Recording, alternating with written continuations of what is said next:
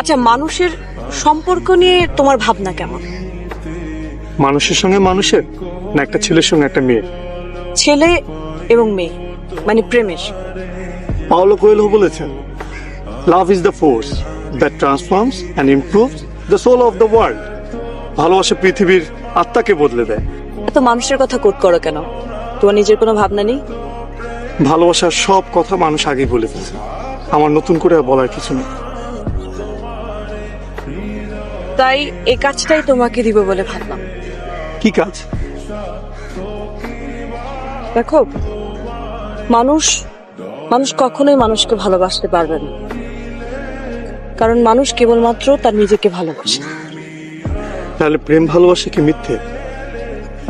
আসলে it's an art for living. মানুষ কখনোই প্রেমে পড়ে না, প্রেমের ধারণাটাকে ভালোবাসে। সেজন্যই তো প্রেম নিয়ে এত গান, এত কবিতা। সাদামাটা লৌকিক প্রেম আমাকে টানে না। প্রেম হবে ছবির মতো, কবিতার মতো অলৌকিক। পেতে ইচ্ছে করবে, কিন্তু ছুঁয়ে দেখা যাবে। তোমার কথা বোঝার ক্ষমতা আমার নেই। তুমি সবসময় বলো না, একটা গান শোনাই পেন্টার, আপনি খুব সুন্দর। কথাগুলো খুব সাধারণ, কিন্তু আমার ভালো লাগে। তোমার প্রকাশভঙ্গির কারণেই ভালো লাগে। তাই ভাবলাম তোমার সঙ্গে থাকা যেতে পারে। আমার ভয় করছে। সবসময় এত গান শোনাতে চাও, সুন্দর সুন্দর বলো, তখন ভয় করে না?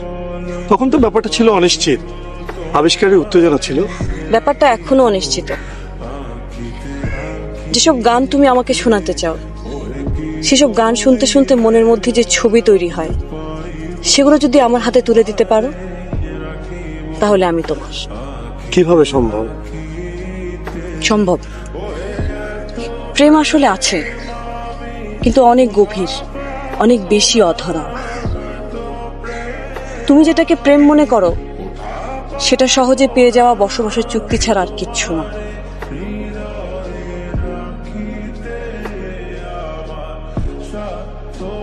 বিতস্তা, আমি কি তোমাকে ভালোবাসি বলতে পারি? বলতে ইচ্ছে করলে বলো। তোমার সাথে কি আমার প্রেম? তোমার ভাবতে ভালো লাগলে ভাবো। আমার চাই গানের ছবি। আবার দেখা হবে? হবে তো। মাঝে মাঝে তব দেখা পাই।